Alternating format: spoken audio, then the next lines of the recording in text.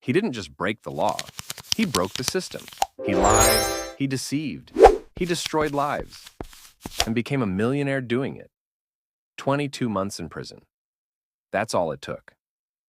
And after that, Hollywood turned his crimes into entertainment.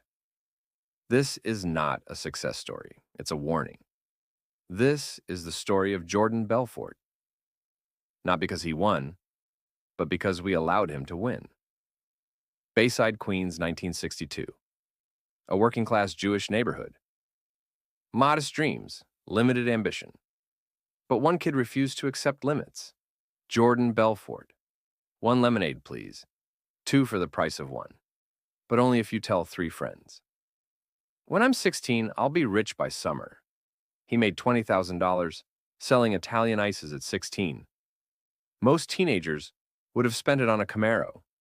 First day of dental school, the dean said, "If you're here to get rich, you're in the wrong profession."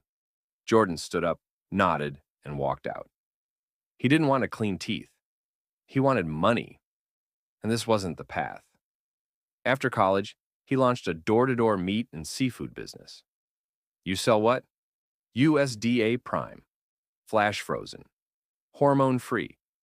Cheaper than your local butcher. I don't eat red meat. Perfect. Let me show you our premium salmon. It was messy, disorganized, but it worked. $100,000 a month in sales. No trucks, no inventory, no plan. Just Jordan hustling. Steaks melting in the backseat. Late deliveries. Spoiled meat. Bills piling up. The business collapsed. But in the chaos, Jordan discovered his real talent. The product didn't matter. Steaks, surfboards, stocks. If you could sell anything. That's when the salesman was born. He didn't need a better product. He needed a bigger payout. He landed an entry-level job at L.F. Rothschild.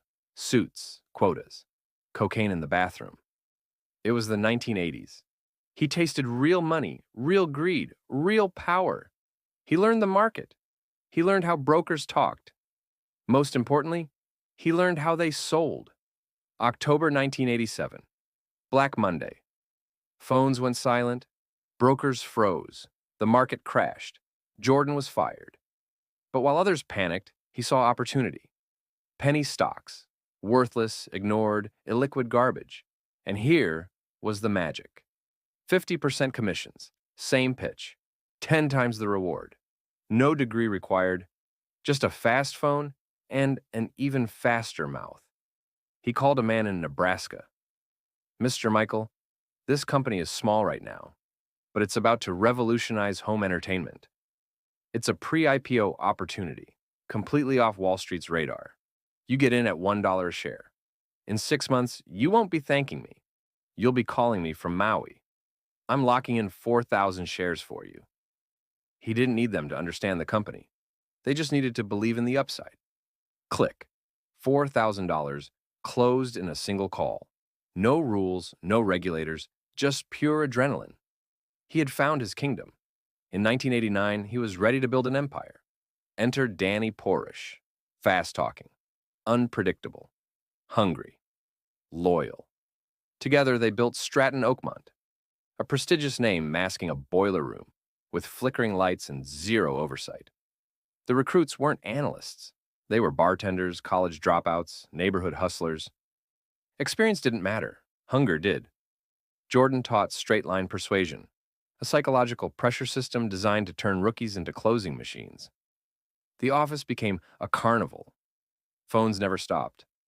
Orders poured in. Egos exploded. So did the money.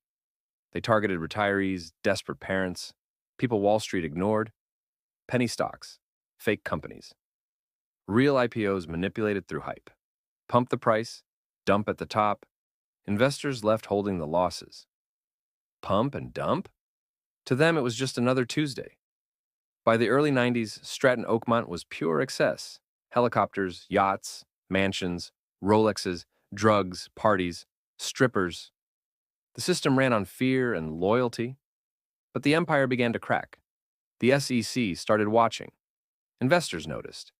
Brokers flipped. Millions were moved offshore through shell companies. cash hidden in clothes, bags, mailboxes, a housekeeper used as a courier. Jordan called it asset protection. The FBI called it laundering. His family life collapsed. Then came the yacht disaster. Against warnings, he sailed through a storm. The yacht nearly sank. His family was in danger. The Italian Navy rescued them. Back in New York, the FBI closed in. Wiretaps, records, betrayals. Jordan tried to move $2 million to Switzerland while under investigation. That transfer sealed his fate. By 1998, it was over. He faced decades in prison for fraud and money laundering. So he did what he always did. He sold. This time, he sold information. He cooperated. He wore a wire. Dozens of his employees were indicted.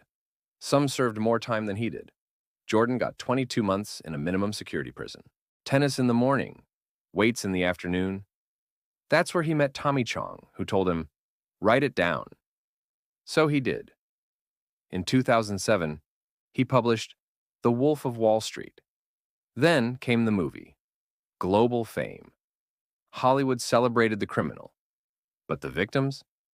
Most never got their money back. Teachers, veterans, families. The court ordered him to pay $110 million in restitution. Only a fraction was ever paid. Today, Jordan Belfort is a motivational speaker, a sales coach, a podcaster. He sells success. He wears the name The Wolf like a badge of honor. He didn't beat the system. He mastered the technique. And maybe the most uncomfortable truth of all, deep down, we all applauded.